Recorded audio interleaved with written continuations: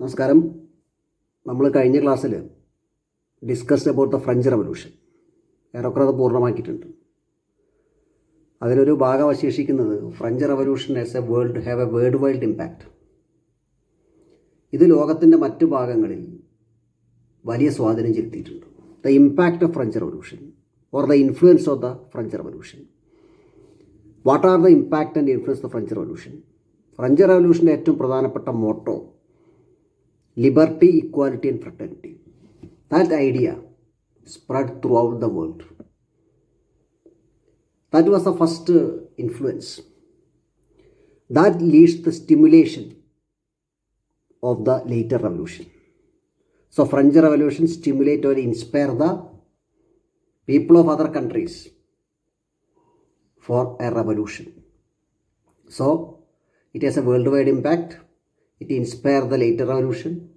It spread the ideology of liberty, equality and fraternity. And then of course end the feudal system of the Europe, especially France. And later it leads to the decline of feudalism in Europe. And the next impact is the nation is not a region but the people. A clear definition of a nation. Nation is not a region, merely a region, but the people. Concept of nationalism that's emerged. And that also leads the people's sovereignty. Nation for people. People should have the sovereignty. So people's sovereignty, that concept is emerged. And the emergence of nationalism. People's sovereignty, nationalism, all these are the influence of the French Revolution. And moreover, after French Revolution, the middle class people, and we know that the middle class people come mainly from the third estate, led the revolution. So middle class become prominent. They have the prominent role in that political field. Emergence of middle class. They attain more power. That's the result of the French Revolution. And of course, the ideas of liberty, equality and fraternity. All these are the result of the French Revolution. പുസ്തകത്തിൽ അത് ഒരു 7 കള്ളിയായിട്ട് കൊടുത്തിട്ടുണ്ട്. It will be a sure question.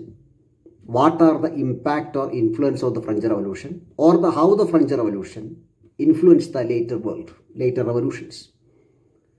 ഇതോടുകൂടി French revolution അവസാനിക്കുകയാണ്. പിന്നെ പുസ്തകത്തിൽ French റവല്യൂഷനും ഇന്ത്യയുമായിട്ടുള്ള ബന്ധങ്ങളും ഒക്കെ പുസ്തകത്തിൽ ഒരു ടേബിൾ കൊടുത്തിട്ടുണ്ട്. ഒന്ന് വായിച്ചു നോക്കുക. നമ്മൾ നേരത്തെ പറഞ്ഞു French revolution 1793 public safety committee രൂപീകരിച്ചുകൊണ്ടാണ് മൊണാർക്കിസത്തിന് എൻഡ് അവസാനിപ്പിച്ചത്. പക്ഷേ പിന്നീട് after 1793 it was the period of anarchy. ഒരു അരാജകത്വത്തിൻ്റെ കാലഘട്ടമാണ്. Robespierre was killed. Last class we discuss about it. And the revolutionaries themselves found different groups and clashed each other. There was a period of anarchy. ഫ്രാൻസിലാകെ ഒരു അരാജകത്വത്തിൻ്റെ കാലഘട്ടമാണ്. മഹത്തായ ആശയങ്ങളൊക്കെ ഉയർത്തിക്കൊണ്ടുവന്നാണ് വിപ്ലവം ഉണ്ടായതെങ്കിലും അത് അവസാനം ഒരു ബ്ലഡിയസ്റ്റ് റവല്യൂഷനായി നാദനില്ലാത്തൊരവസ്ഥയിലേക്ക് ഫ്രാൻസ് മാറുകയാണ്. അപ്പോൾ പീരീഡ് ഓഫ് അനാർക്കി. ഭരിക്കാൻ ആളില്ല, തെരുവിൽ ജനങ്ങളിൽ അക്രമം കാണിക്കുന്നു, ഒരുപാട് ആൾക്കാർ കൊല ചെയ്യപ്പെടുന്നു, റോബർട്ട്സ്പിയർ കൊല്ലപ്പെടുന്നു. Period of anarchy. ഈ സമയത്ത് പോസ്റ്റ് റവല്യൂഷണറി പീരീഡ്, റവല്യൂഷന് ശേഷമുള്ള തൊട്ട് കാലഘട്ടങ്ങളിൽ the European kings, mainly Britain, they want to destroy the concept of revolution. Revolution നടന്നിരിക്കുകയാണ്, മൊണാർക്കിസം അവസാനിച്ചിരിക്കുകയാണ്. ചിലപ്പോൾ ബ്രിട്ടനെ പോലുള്ള രാജ്യങ്ങളിൽ ജനങ്ങൾ ഇതുപോലെ വിപ്ലവത്തിലേക്ക് ഇടപെട്ടേക്കാം, നടത്തിയേക്കാം. ഫിയർ ഫോർ ദ കിങ്സ്, രാജാക്കന്മാരുടെ ഒരു ഫിയർ ഉണ്ടാകുക. Perhaps revolution that will happen in our own country. So they decided they want to destroy the concept of revolution. So they attacked France. ഫ്രാൻസിനെ ആക്രമിക്കുകയാണ്. Post revolutionary period. ഈ സമയത്ത് France ആകെ period of anarchy, ഒരു അരാജകത്വത്തിൻ്റെ കാലഘട്ടമാണ്. ഈ സമയത്ത് ഫ്രഞ്ച് ആർമിയുടെ സൈന്യാധിപനായിരുന്ന Napoleon ബൊണോപ്പാർട്ട് took the lead. Under Napoleon Bonaparte, the French army was able to defeat the combined forces of the Europe, mainly from the British forces. നെപ്പോളിയൻ്റെ നേതൃത്വത്തിൽ ഫ്രഞ്ച് സൈന്യം ഇങ്ങനെ ആക്രമിക്കാൻ വന്ന യൂറോപ്യൻ സൈന്യത്തെ പരാജയപ്പെടുത്തുകയാണ്. ഇതോടുകൂടി ഫ്രഞ്ച് സമൂഹത്തിൽ നെപ്പോളിയന് വലിയൊരു അംഗീകാരം കിട്ടുകയാണ്. He was A commander of the French army which defeat the other European countries.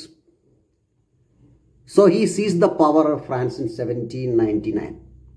അപ്പോൾ ആരും ഭരിക്കാനില്ലാത്ത അവസരത്തിൽ സൈന്യാധിപനായിരുന്ന നെപ്പോളിയൻ ബോണപ്പാർട്ട് അധികാരം പിടിച്ചെടുക്കുന്നു. He was an autocrat. Again, France once again was under the control of an autocrat. Autocracy അവസാനിപ്പിക്കാൻ വേണ്ടിയിട്ടാണ് കലാപം തുടങ്ങിയത്. പക്ഷേ വീണ്ടും ഒരു സ്വേച്ഛാധിപതിയിലേക്ക്, ഓട്ടോക്രാറ്റിക് റൂളിലേക്ക് ഫ്രാൻസ് എത്തപ്പെടുകയാണ്.